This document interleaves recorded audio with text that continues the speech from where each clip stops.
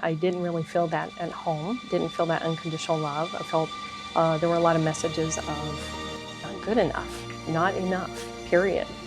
I know that I'm deserving of every good thing that comes my way. So I'm here to try to get some of my magic back and some of my mojo back.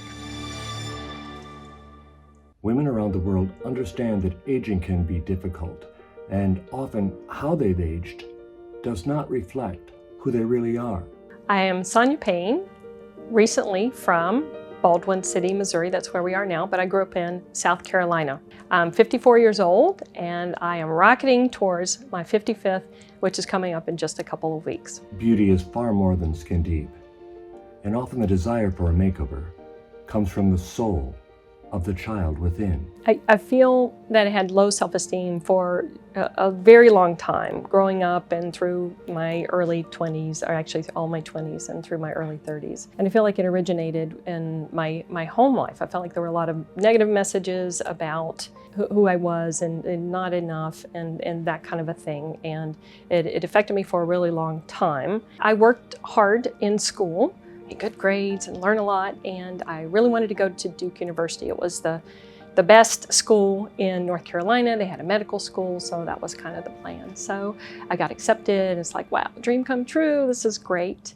And then once I got there, shortly after I started the first semester, my parents found out about a secret relationship I had, and it was with someone that they didn't approve of. And so after they found out, things got a little tough and there was conflict and fighting, and I couldn't really focus. And so I got so far behind. I dropped out of the university and took a step back, and things turned out that I ended up getting married at 18 and a half, probably a little too young. I can't be proud of all the decisions I made at 18, but when I got married at 18 and a half, my parents didn't approve of the person I married, and my dad disowned me. And we didn't speak for 7.5 years. That was really hard.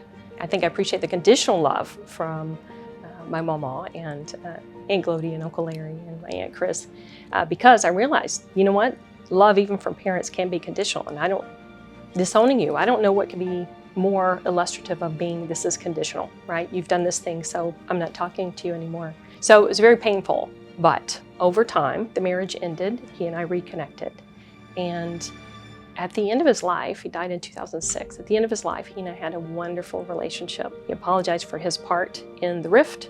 I apologized for my part.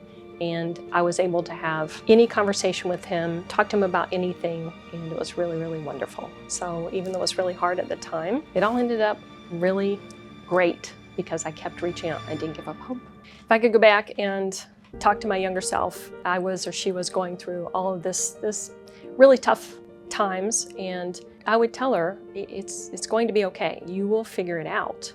You'll always figure it out. It may really suck at the time, but you're going to get through it, and you're going to learn a lot from it. You're going to be stronger. I would also tell her, don't take anything personally. Whatever somebody says about you is more about them than it is about you. So even though my dad had disowned me, it was really more about what was going on with him. And it didn't really have anything to do with me. It didn't mean that I wasn't worthy of his love.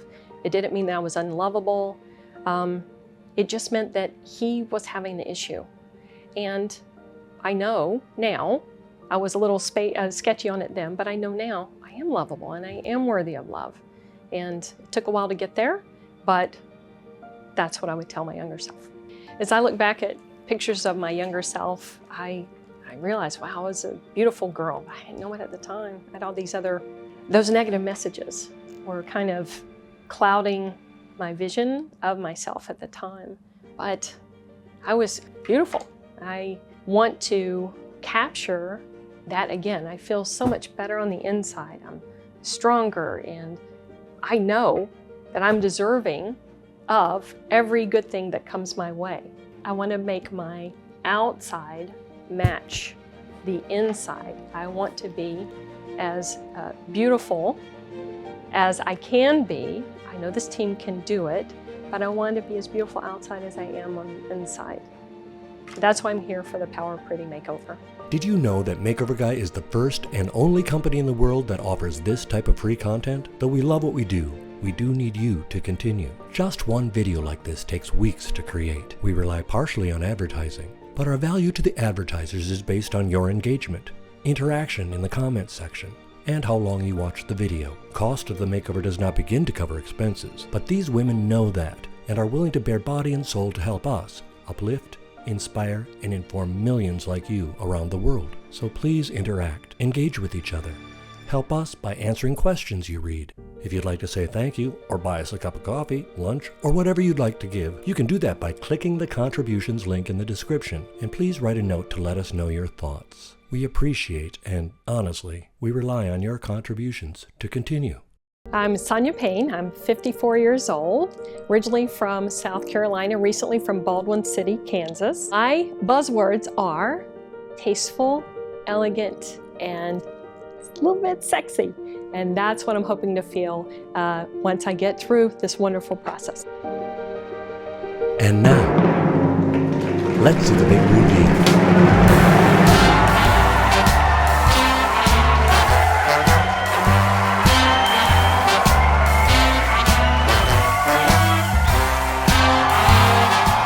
I feel tasteful, elegant, and a little bit sexy.